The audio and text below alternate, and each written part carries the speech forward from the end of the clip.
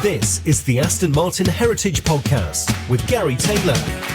In this episode, we're at the Stratton Motor Company and have a conversation with Roger Bennington. Hello, and thank you for joining us here at the Aston Martin Heritage Podcast. I'm Garry Taylor, and thank you very much for joining us. For this podcast, we are in Norfolk, and more precisely at the Stratton Motor Company.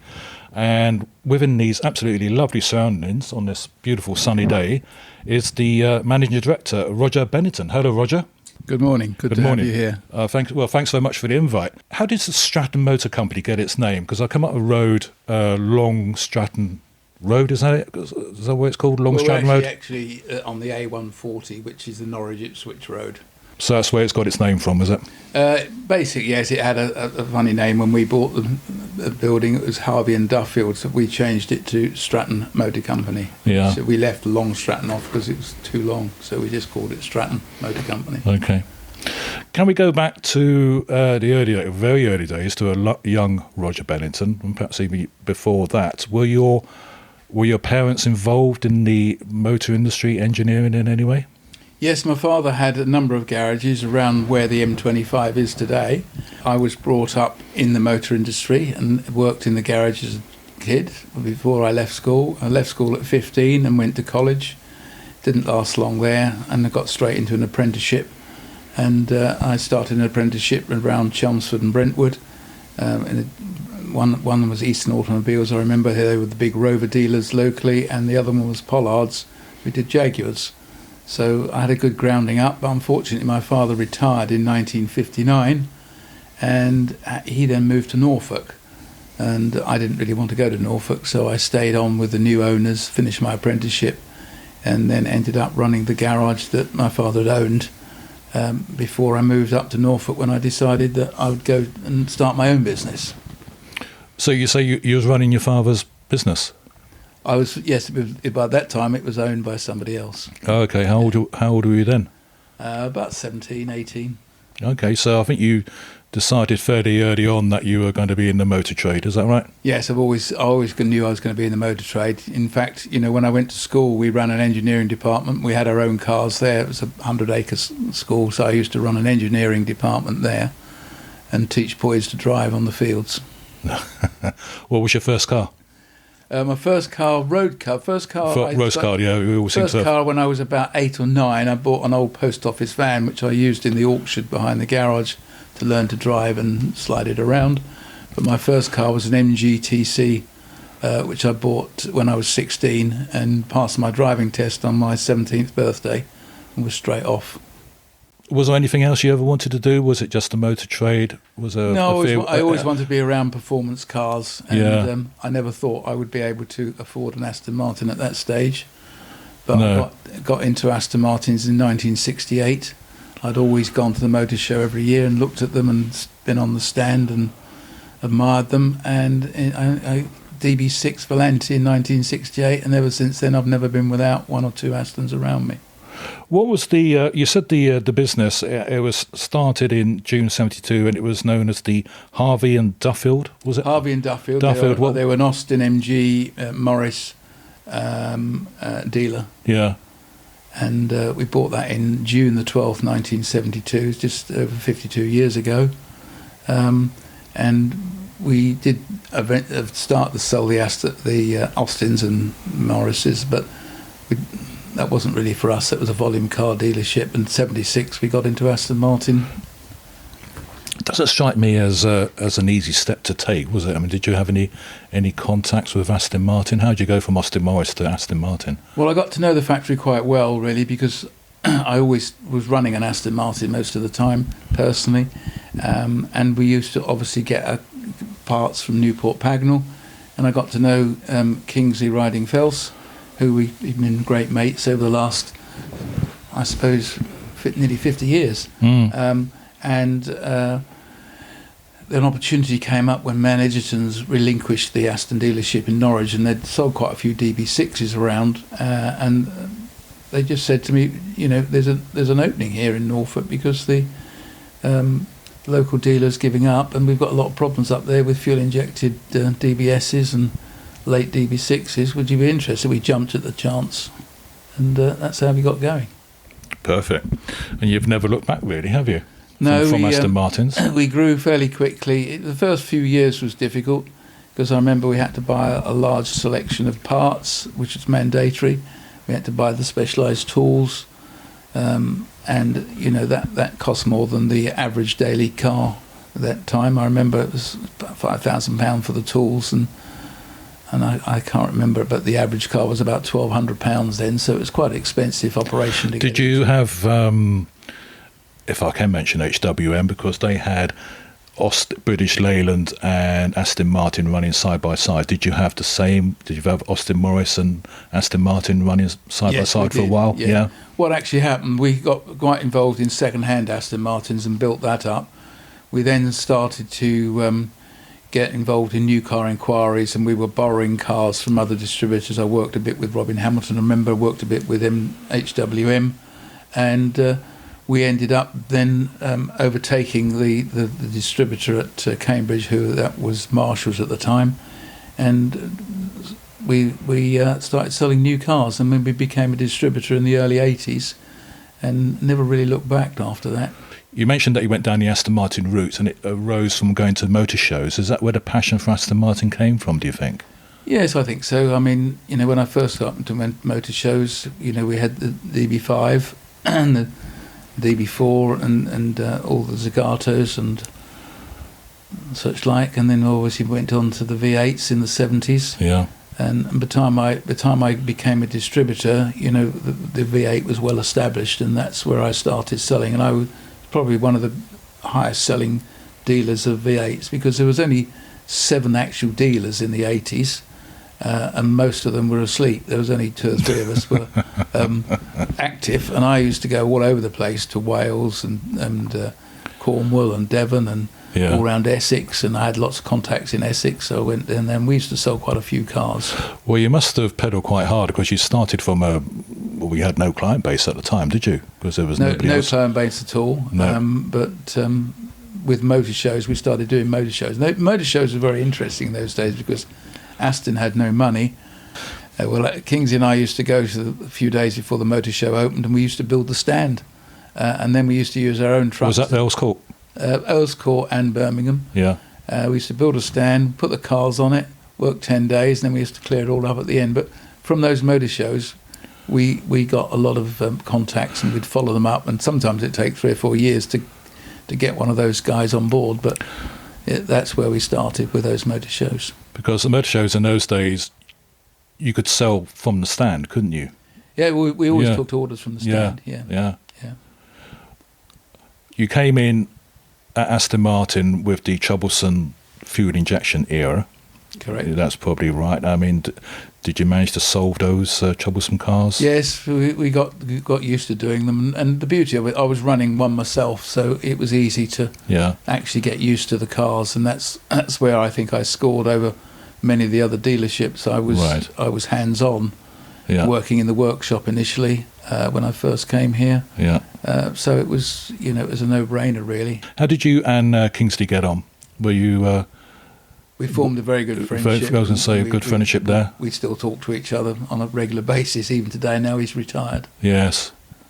I bet those motor show days were quite fun, weren't they? Oh, the there's customers a few that tales came on. could be told. Well, are you willing to could be telling them? One day I'm going to write a book, and I'm going to say some of those. Well, we'll come back for the podcast when the book is launched. Okay, right.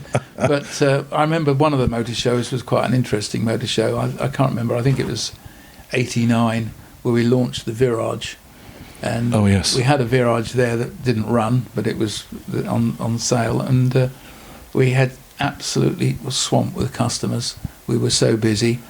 We were getting in there in the mornings at 8 o'clock, and it was opening at 9 o'clock, and we were still on the stand at 8 o'clock in the evening. And during that motor show, not only did we sell Virage, but we then invented the Virage Volante, and then we invented the Virage Volante Vantage, and we were taking deposits on a regular basis. I sold over 60 cars during that motor show. My goodness, that's a volume. It was very complicated because we were so busy. People were coming up, I want one, Roger, get me one, and they'd write a cheque out. The deposit was 20 grand, and they'd stuff the cheque in your top pocket, and go, because I was with another customer, and nobody else come, I want one. And I'd write it on a bit of paper. And so when I was getting back to the hotel in the evening, I would be emptying my pockets on the bed and thinking, I've got a cheque for 20, and I want a cheque for... And I was trying to remember who all these cars... And then we were getting deposits arriving in our client account, because we were very clever. We actually opened our own client account, so all the clients' money... And it was probably a year, 18 months after the motor show before I identified some of the deposits that had been sent in, who they came from. So it was. So they rang up and said, "I haven't heard from you." I mean, he said, "Oh, you're that person." Well, not quite like that. We were taking different deposits. Victor was quite pleased with what we were doing, and he said, "Oh, right, okay. Well, we haven't designed the Volanti, so we better do that, but we better get a bit more deposits." So we then decided Volantis would be 25. And then the next day we said to Victor, well, we've now got inquiries for the Advantage version. No problem, ask them 30. And so we had all these deposits pouring in, and we had a very, very nice little order book, but unfortunately recession hit us. Yes, was 2 years later before the cars got delivered, and Yeah. a lot of the people couldn't, unfortunately, take their cars. The Virage hit the sweet spot because it was the first new car under Victor Gauntlet, really, was it? Because we replaced the V8 Saloon, as it was known then, was quite aging, wasn't it? Yes. The Lagonda was been around since 76, something like that. 76, 78. They really got going at about 78, 79. So Virage, in hindsight, now a good car, but it had a troublesome birth, didn't it? But it did had a troublesome birth, mainly, I think, really due to the recession. And there was, Do you think? while the people that were there that had bought them, their business had gone wrong, and then they were trying to get their deposits back, and we'd built the cars to their specification for them. So Right. some guys accepted it, and some were a little bit troublesome. Obviously, during that period, before the Virage, and going back to the motor shows, there was the Lagondas. Lagondas. That must have been an amazing car to present, to sell. It was mainly, obviously, big overseas. It saved the company, really, having those Lagondas, because they used to sell a lot overseas. And we'd get a lot of overseas customers, which we would pick up at the motor shows. And then we'd get the contacts, and then they would stick with you and ring you up. And it was not unusual for somebody to ring up and say, His Highness is arriving in London for 2 weeks next week. Would you? We need to see a Lagonda, or would you come down? And then you would actually have to take a car down to the Hilton or the Grosvenor, and you'd have to hang around for a day or two sometimes while you wait for them to be available, and then you'd keep selling the cars to these guys. Now, I seem to recall a story where you took a Lagonda to a car park, and it was quite intriguing how they paid you. Yes, basically, and that was a very good deal, that one, really, because they rang up and said that His Highness is coming, and I can't remember whether it was the Grosvenor or the Hilton, but anyway, when we arrived there, and they said, well, we've got your parking space in the car park. So not only did they have a car, but they had the whole floor of the car park, so we went and parked the car. He said, no, His Highness is a little busy at the moment, but he's reserved your room, and anything you want, just order, and it's on the house, blah, blah. And you go to your room, and you just wait for him, and you order whatever you want, food or drink, wait there. Sometimes you could be there a couple of days, and suddenly they'd come racing after you and say, he's ready to see you. And you'd troop down to the car park, and he'd greet you, and all his minions were there, and the car would be on its own in the middle of a car park, and we'd wander around the car a few times and look at it, and yes, he said, yeah, that's fine, I'll take it. And he'd clap his hands, and somebody would appear with a briefcase, and it would be full of cash, and you'd count. Well, you wouldn't count the money, but you'd look at it and think, well, that's... Well, you somehow... Because basically, he said, yes, I'll take it. And this particular case, that the one guy I remember, he said, as he was going out the door, oh, no, Mr. Roger, he said, another one tomorrow, please. And so, I had to get on the phone to Victor very quickly and see if we can rustle another one up. And I think the poor guys at the factory were probably working all night trying to finish another one, because cash flow for the factory was critical at that point. And Victor, forever the salesman, Victor saw the opportunity there. Any opportunity, he would work with you to get the deal done. Yeah.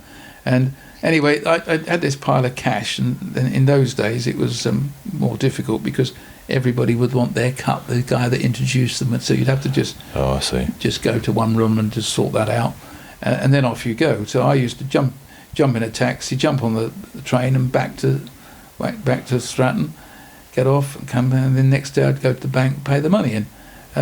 But then I thought, well, actually, carrying this sort of money around is a bit silly, really. So I'll take a driver next time. So he was waiting.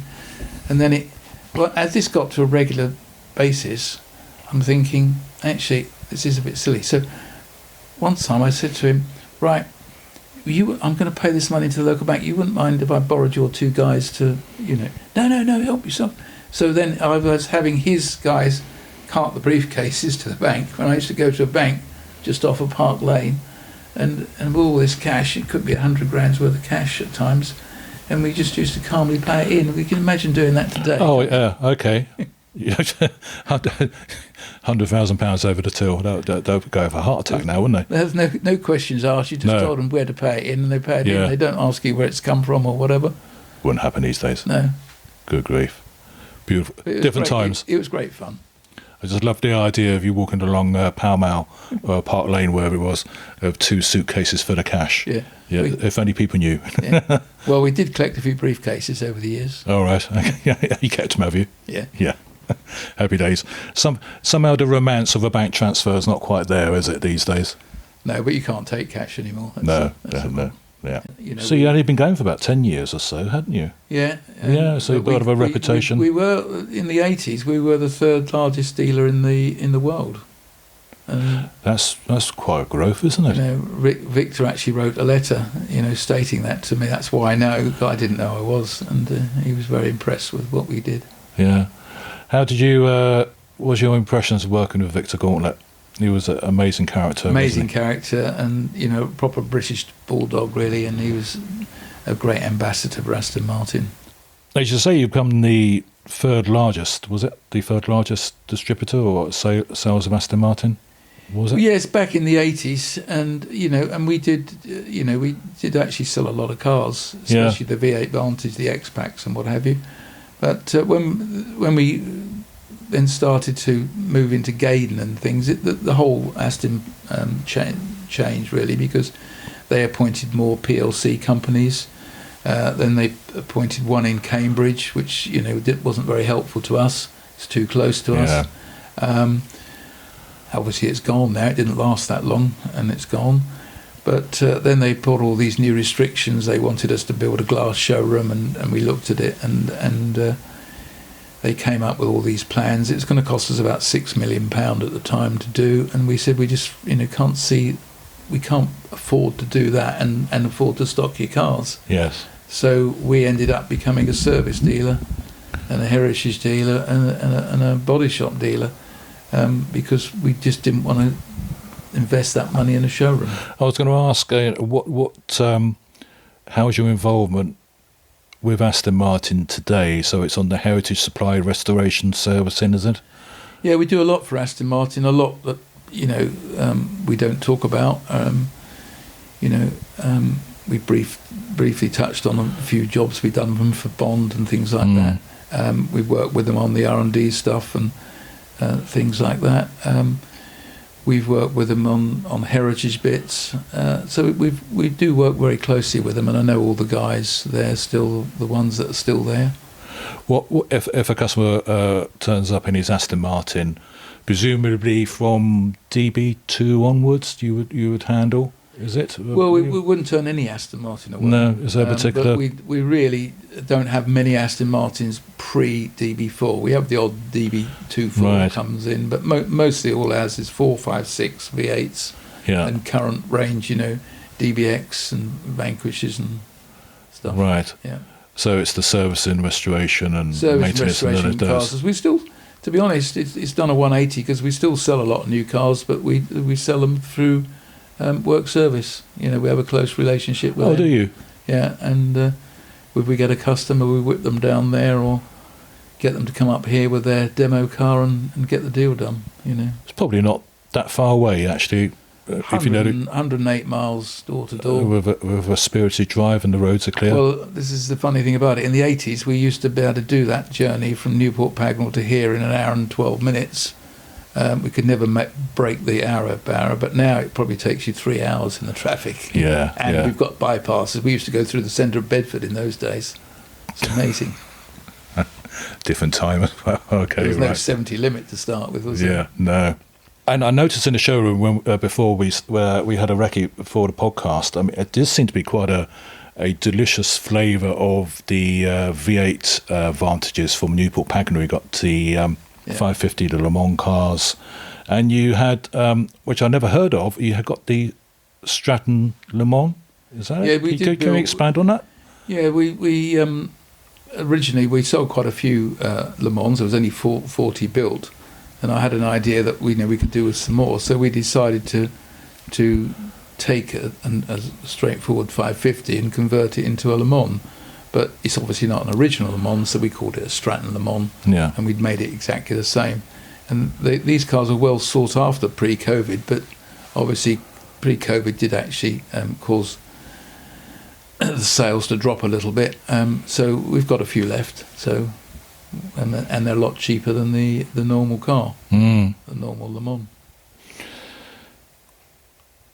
don't think I've asked you this. The question so far is why Aston Martin? I mean, was it just the impression from a young lad at the motor shows? Is there anything particular? And why you've stayed with Aston Martin? Why Aston Martin is Aston Martin. It's a really fantastic British product. It's lots of people that have got them there. They are passionate about the brand. Lots of people have had Aston Martins all the way. What I call the real Aston Martin genuine collector sometimes has more than one. And they not everybody uses them every day. They keep them for their fun and holidays and recreation things, or race them. It's just a nice mark to be involved with. Yeah, so I think we come across that. Yeah. There is a passion which you can't necessarily quantify or explain, but it just gets into your soul a little bit, and you sniff around at Jensen at the time or others, but it just keeps drawing you back, doesn't it? Yeah. Well, I've been with Aston a long time, and they've been through some pretty rough times where they've nearly run out of cash, and cash flow's been bad, and they've but they've always survived. There's always someone charges in on the white horse and rescues it and gets it going again. Yeah, well, they're probably going through it again at the moment, and the motor industry as a whole is having a very tricky time at the moment, isn't it, for transition to electrification and that. Yeah, so I don't think the electric car is the right thing for us in total, because we don't have the infrastructure for it. That's great for some people that live in the towns, but for long distance journeys and fun driving and events that you do, Goodwood and things like that, you need an Aston Martin. Absolutely. Because you don't just deal with Aston Martin. I think we can say, although it's an Aston Martin Heritage podcast, I think we are allowed to say Lotus.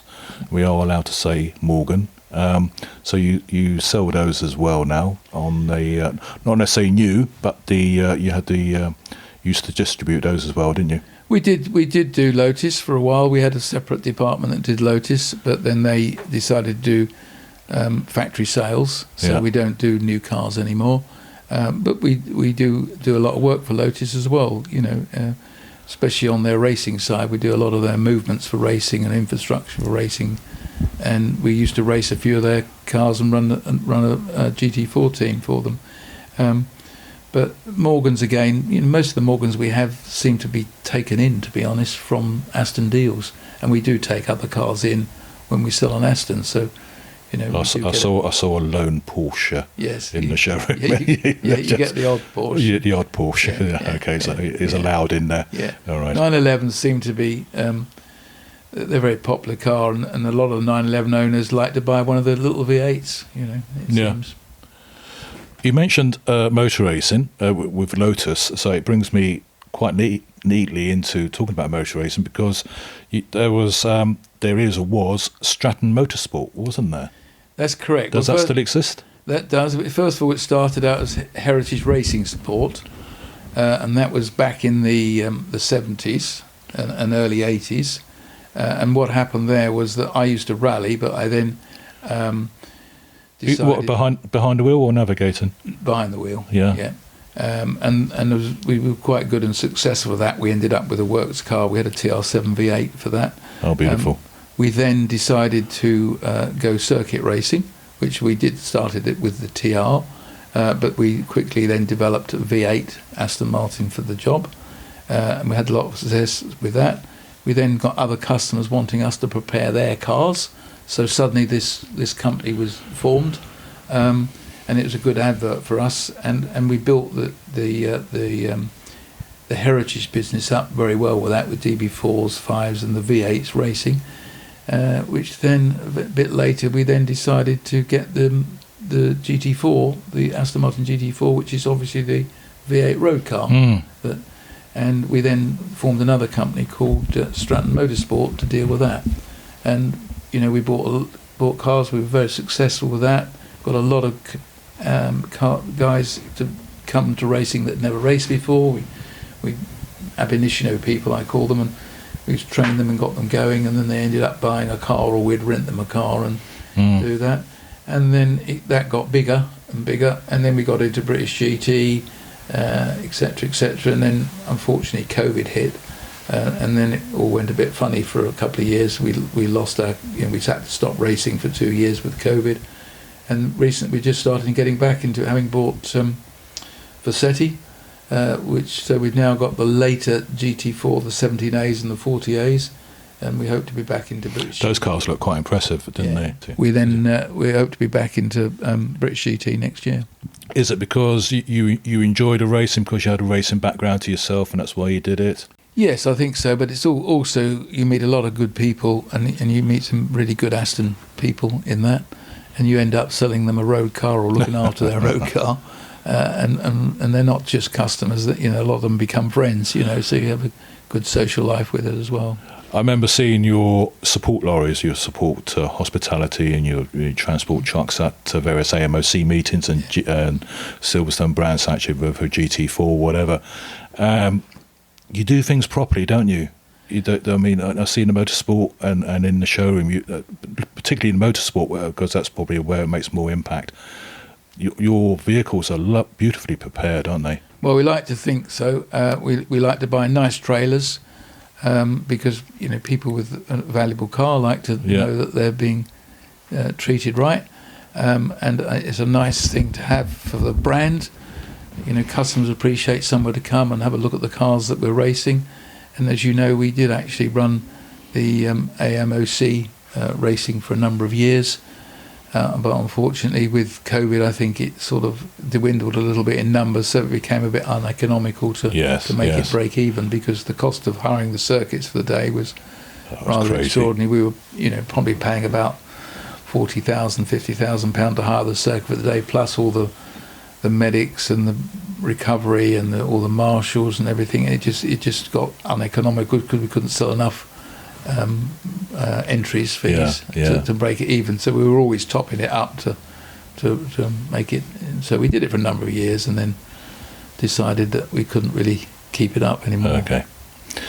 Going back to the road car sort of things, the showroom and the workshop in particular, you deal with a wide range of cars in the workshop, from modern stuff with all the electronic gizmos and God knows where else on these things, to, shall we say, the classic versions, the 456 and the V8s. How do you find workshop technician staff to be able to deal with points, carburetors and all that sort of thing? And also then you've got someone with just plug it in, you have to... That is a very good question, and it's a very important question really, because if you take a modern technician on, he's actually no good to us at all. If we take someone that works in BMW, he's great, he plugs in, it's the so-and-so that's gone wrong, he fits a new bit, puts it, it's done. With our cars, it's not.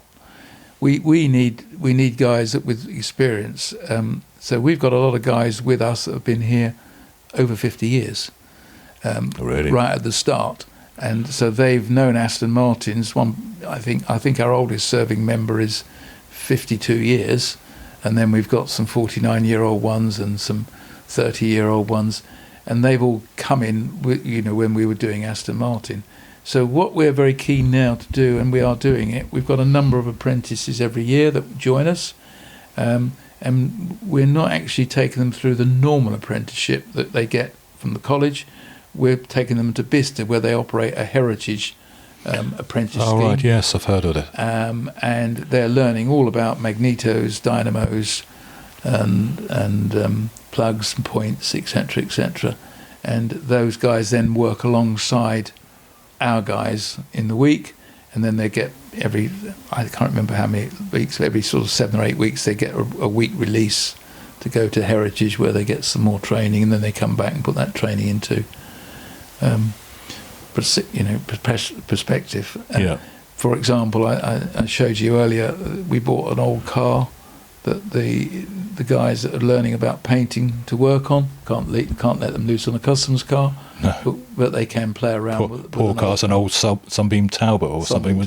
It's been bashed around. It looks very good bashed around, actually. So to learn the craft on it. But it's very important to get these guys up to speed before we lose our guys, because they'll, when they get to 60, they'll retire. Absolutely. And there's so much knowledge in these old brains. We need to capture that knowledge, and we need to enhance it. It's a bit like thatchers, and people that build these stone walls. They're dying out. You need new blood to come in and train it, because otherwise you won't be able to get a thatcher soon. Because it's quite difficult to get a thatched house rethatched, isn't it? Yes.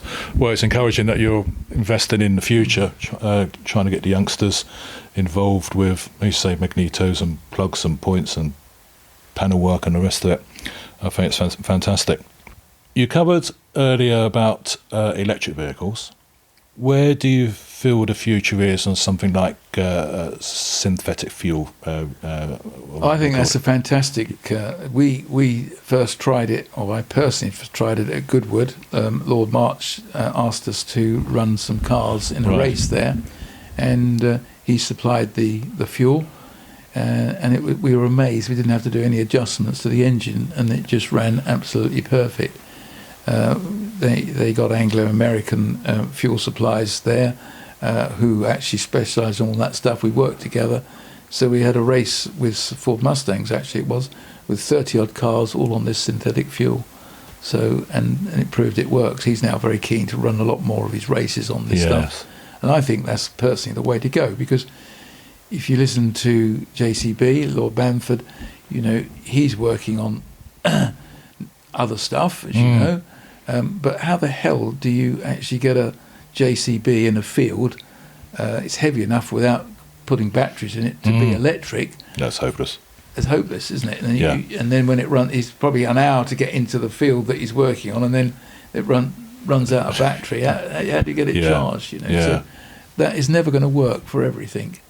And it will work. The electric will work for the cities where you can probably just do 100 miles in and out all day, but it's not working for the guys that do a 7-hour drive up to Scotland or somewhere and then drive back and they can't find it. Because I have people that have had electric cars and said never again. I'm running out of electric. I've got to turn the radio off. I've got to turn the heater off to get home. It's ridiculous. Well, I suppose it's horses for courses, whatever suits you at the time. I think the electric vehicles probably have a purpose for some people. I think we'll get a bit of everything. I think we'll get a bit of hydrogen. I think we'll get a bit of sustainable fuel. I think we'll get a bit of electric. I think a bit of a mixture. Nobody knows. As long as we really. can still sell Astons and get. I think absolutely. Keep selling Astons. I'm going to put you slightly on the spot. I'm going to allow you to be politically correct here. What do you think of the current range? Oh, I like the current range, yeah. I mean, I'm particularly fond of the DBX. I think that's a fantastic car. It's an all-round car. It's not only a four-wheel drive car. It is, it does sport car. If you drive one, you can either press a few buttons, it lowers itself down and goes off like a sports car. So you could actually use that rather than have two Astons, a convertible or a sports car and a Range Rover. That'll do both jobs. I think it's an all-round weapon. Somebody told me. I did fortunately manage to drive one a while back. I mean, it's a phenomenal car. The 707 is a proper weapon. Yes, proper weapon. And they made a faster one. I didn't get out the 707 thinking we needed a faster car here, but they've made an S version, haven't they? Apparently, so. Perhaps these things will find their way to your showroom at some point. Well, we've got a few DBXs at the moment are laying around, but but it's nice to have a selection of cars. So when someone brings up and they want something, we normally got something. May not have the right colour, but we'll probably have a car you can come and have a look at. Where are your customers coming from now? Because when we went round, you said, well, we've got somebody from Japan, Australia, or whatever. They come from all over the world, to be honest. Yeah. You know, and it's having done it for 50 years, you know, I've got a fairly good contact base, and people trust you if you've dealt with them before, and they're happy. They sometimes don't even look at the car. They ring up, tell me what they want, and we'll supply it. And the cars keep coming back to you. I think you showed me a car in the showroom, and there's I don't know how many times you sold it. I lost track of it. Well, I think that answers your earlier question. Well, there's quite a lot of earlier V8s and X-Packs around, because I did sell a lot of those new, and a lot of those here I've sold before. Yes, a couple of times, and some cars I've sold 6 or 7 times that have come back. You know, right? Because they're all repeat business customers. Yeah. How do you see the, as we start to wrap up, if that's okay, how do you see the Stratton Motor Company in 10 years' time, or where's its direction of travel, do you think? Well, I think things are changing rapidly, and I think that basically we'll be concentrating on service and selling nice used examples of Aston Martins. So this is what we're going to do. Yeah. We're trying more to specialise in Aston. More and more, it would have been great just to be solely Aston Martin, but it's not always possible, because you know you've got a lot of customers that have got half a dozen cars, and they say, well, you know, I want you to look at my McLaren, or I want you to look at this, or I want you to look I noticed some of the beautiful Rolls Royces in your workshop at one point. Not the BMW jobs, the earlier ones. Yes, the beautiful Cornish or something like that. Well, that really comes from our general manager. He used to run Bentley Cambridge, and so it's his fault. When I got him on board to look after part of the business for me and help, because it's obviously got too big with all the other businesses you run, with the car storage, the aviation side, the motorsport. Can't do it all on your own. Yeah. So he sort of runs the day-to-day workshop, and basically he brought a lot of his Bentley customers and Rolls-Royce customers with him. So. Do you know, Roger, it's lovely going into your workshop, because it's not just a sea of Aston Martins, which is always a joy to see anyway. But I go there and I'm seeing majority are Aston Martins, you know, from Newport Pagnell V8 to modern DBX, as you say. Then there was a Lotus Esprit. Yeah. Then there's an Elise. Then we've got a Rolls-Royce Corniche. It's quite a little motor show going on in your workshop, you know, British Motor Show. It's quite an ideal. Yeah, well, I think that all comes from our location, because around this part of the world, East Anglia, there used to be Bentley dealers. Yeah. There used to be Lotus dealers. There used to be sports car dealers all over the place. Now there isn't. There's none. Really? So there's nowhere to take your Bentley to be serviced. There's nowhere to take your Ferrari to be done, your Porsche to be done. Until recently, Porsche have now got a place in Norwich, but so we don't see very many Porsches. But we do see a lot of Ferraris. You know, when I say a lot, you know, you might see 1 or 2 a month in there. You'll see the odd McLaren turn up. And the other thing is that we specialise in things that other people don't do. We specialise in carbon fibre repairs. We specialise in fiberglass repairs. We specialise in aluminium repairs. And we specialise in heritage cars. Now, the carbon fibre is an important part, because so many cars have it, don't they? And basically, if you go to other garages, they're volume dealers. Most of the garages around here are volume dealers, and they don't make any parts. They don't look at the future. That all they do is just keep their cars that they're doing on the road. Finally, Roger, I'm going to put you on the spot now. I'm aware some other broadcasters did ask you what your favourite Aston Martin is, and you said all of them. So I'm not going to allow you to help out this time. So I'm going to. They're all my favourites. Yeah, of course they are. So I'm going to refine that question by: it's a lovely sunny day here in Norfolk. Your phone's going to be taken off you, so that damn thing's not going to keep going every 5 minutes. And you just say to your staff, I'm going to go out. I'm going to put unbutton my tie, and I'm going to take an Aston Martin out today for a drive? Which one today would you take out for a drive? Well, I think you've answered your own question, because I think every car has got a different job. Yeah. And I'm forever having to put miles on Aston Martins that we've either rebuilt or, some that we've completely restored. I like to put 500 miles on before they go. So it depends on where you're going to what you take. Yeah. So, for example, if you're going to dinner in a restaurant in the middle of Norwich, you're not going to take an Aston Martin to park it on the street and have someone open a door onto it. If you're going to a friend's house for dinner, it doesn't matter. You can take whatever you like. So you think, oh, well, is he likely to buy a car soon? Maybe, I'll take that because he's like, and I'll take something that he likes and park it. And this is what I used to do in period. If we were invited to a party or an event, I used to think, oh yeah, actually, better take a Lagonda, and I'd get that car virtually outside the front door so that it could be seen and everybody talking about it.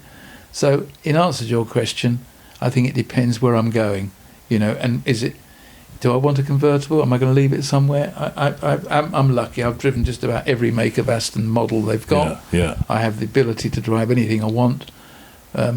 So, it really is still I'm always thinking about the business, what advantage it is to taking this or that. Roger, it's been a joy being with you today. You've been in the industry, over 50 years here? Well, as I said before, I left school at 15, and I was in the industry before that. My parents retired in 59. So really, all my life I've been connected with cars, from serving petrol when I was about 5 or 6 and earning a few quid on the. I can remember serving petrol when it was 19 and 6 for 4 gallons. Okay. Ask your parents, kids. It's a pound, isn't it? Yeah, a pound, yeah. Well, as I was going to say, you've been in the industry a long time, and Sue from the Heritage Trust is with me.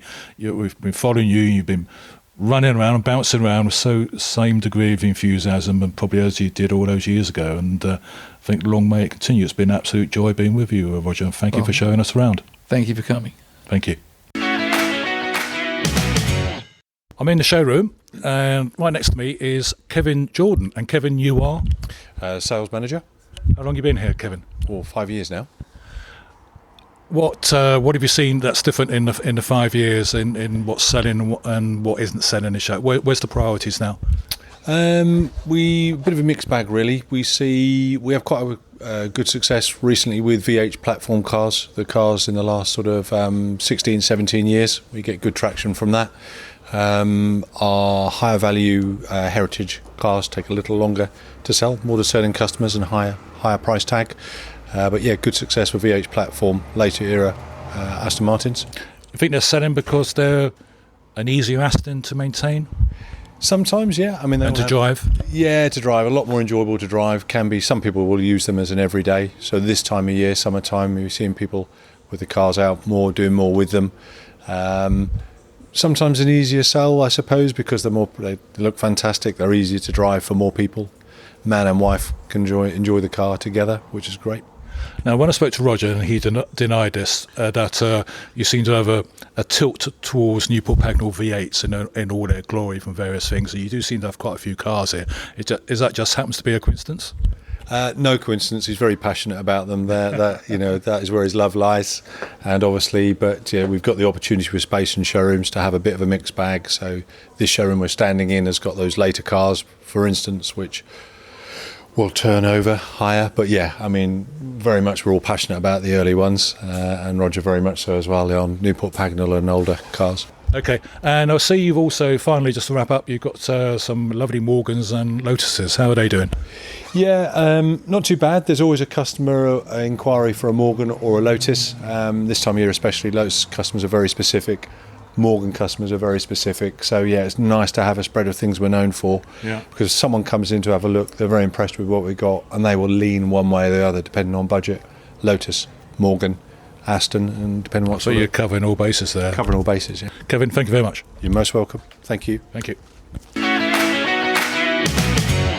Right, I'm in the workshop, and we've got a rather lovely DB9 here, and next to me is Josh. Hello, Josh. Hello, sir. You all right? Yeah, I'm good. How long have you worked here, Josh? A year and a half now. And you're one of the apprenticeships, I understand. I am, yeah, Bicester Heritage under Heritage Skills Academy. 30-year-old apprentice, had a bit of a retrade. They take all ages and had to snap their hands off and ended in this mega place. Was that through choice going to Bicester? Yeah, so I walked around a few businesses and had a few interviews with Jonathan and Jan and met with Roger and found out this is the place that I want to spend the rest of my career in. So. Oh, that's fantastic. So, that's all right. What's not to like Lotus. Lotus, yeah. Exactly. Do you have a particular favourite? Is it Aston or Lotus? You've got to say Aston because I'm with the Aston podcast. Yeah, even though I'm a Norfolk boy, I do like Lotus, but there's something about Aston, so just like mega. So what are you specialising in at the moment? So mainly sort of the older stuff, so like the DB5s, Advantages, and sort of early Zagos and the 550s. But with my mentor Paul, I work on pretty much all of it, all up to the brand new stuff. So. That's fascinating because I was talking to Roger earlier and I was saying about bringing in younger people that learn about points and carburetors and coils. If you're dealing with DB5s, that's your sort of thing, isn't it? Yeah, exactly, yeah. And I've had a little bit of experience with my Sierra and the bits and bobs that I got at home that I'm tinker with, but yeah, this is like the haven, I suppose, for that sort of thing. So the Sierra's getting nicely tuned now, is it? A bit of a nicer tune, but it's plagued with the old rust scenario, so a fair bit of welding going on at the moment. So did I interrupt you working on this 9? No. That's Or you just simply standing by? Literally just talking to Nathan about something from before lunch and then going to go work down on that DB9 GT down at the bottom there. What are you going to be doing on that? Just a couple of service items on that. It's just been through its MOT. Just go give it a bit of love, bit of TLC. That's all we need, isn't it? That's what it is. Keep them on the road. Got to keep them going. Josh, thank you very much. Thank you very much, sir. Thank you. Cheers. Thank you.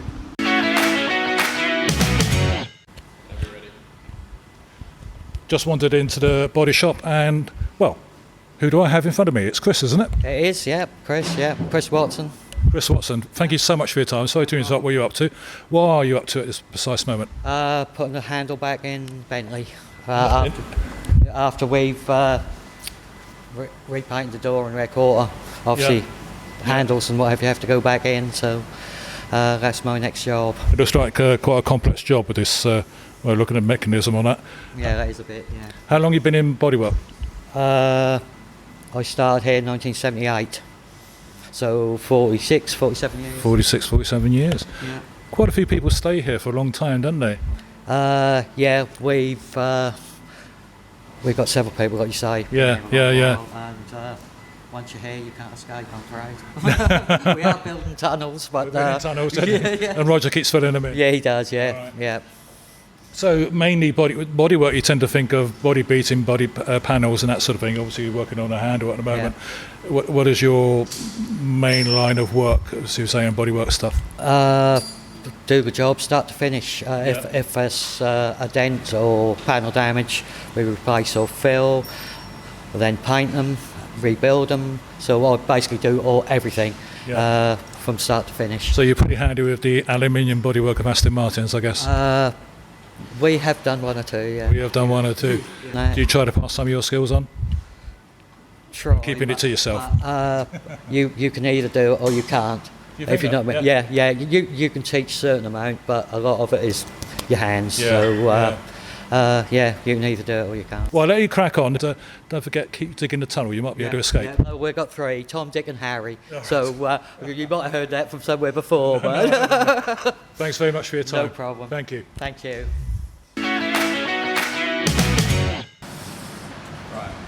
Still in a workshop, and I'm with Jonathan Becker. Hi, nice to meet you. Nice to meet you. Thank you very much. Your name rings a bell.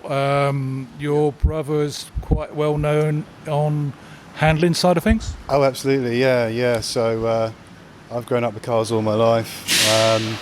Actually started with my father, Roger Becker, chassis engineer, Lotus Cars. Yeah. Went on to become director of engineering Lotus as well. And slight claim to fame, he was also the stunt driver in the James Bond Spy Who Loved Me movie. Oh, so he drove the Esprit, didn't Esprit, yeah. So from an early age, cars have been part of my life. Yeah. My brother joined Lotus Cars on their apprenticeship program, and then went on to Aston Martin. Well, I think he had a heavy hand with the DBX, didn't he? DBX, yeah, absolutely, and is now Director of Engineering at Jaguar Land Rover. Quite a small world, isn't it? Because we're at a Stratton Motor Company, and obviously deal with Aston Martin, Yeah. dealt with Lotus. Yeah.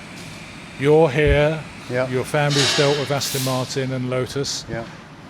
Fantastic. It's a small world. It was kind of a perfect fit. So when the opportunity came up, must be nearly 5 years ago now, which has gone by in the blink of an eye, it was a perfect fit and jumped at the chance, you know. What was you doing beforehand? I was in the Bentley network for, I started in 2007 there. Oh, I'm sorry for you. Yeah. So I started off, I was a technician, became a master technician there, then went on to the management side, so I was looking after our sales departments and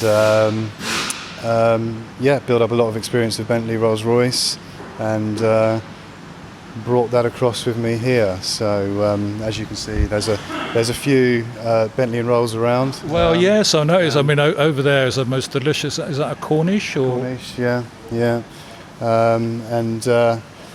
know that makes up a small part of our business. You know, but you can't deny the allure of coming to work here with your Aston Martins and Lotus, obviously being a huge part of my life. You know, growing up. So.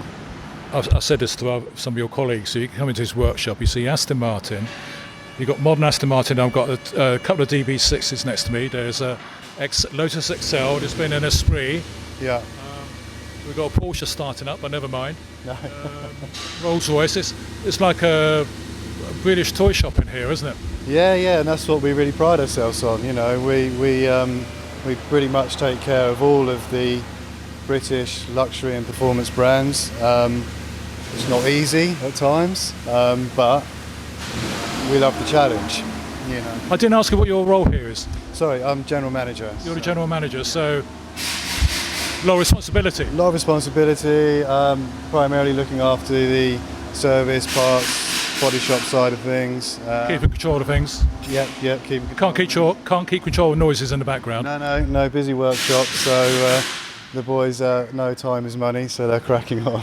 Right, and I think they know you're being interviewed, that's why he's doing the real come. Absolutely, yeah. Go and give him a telling off. I will do, yeah. Thank you very much for your time. You're welcome. Thank you. You're listening to the Aston Martin Heritage Podcast. Discover more about the story of Aston Martin, the cars, the people, the history with the Aston Martin Heritage Trust. You're always welcome to visit us at our museum in Oxfordshire, so find out more via amht.org.uk.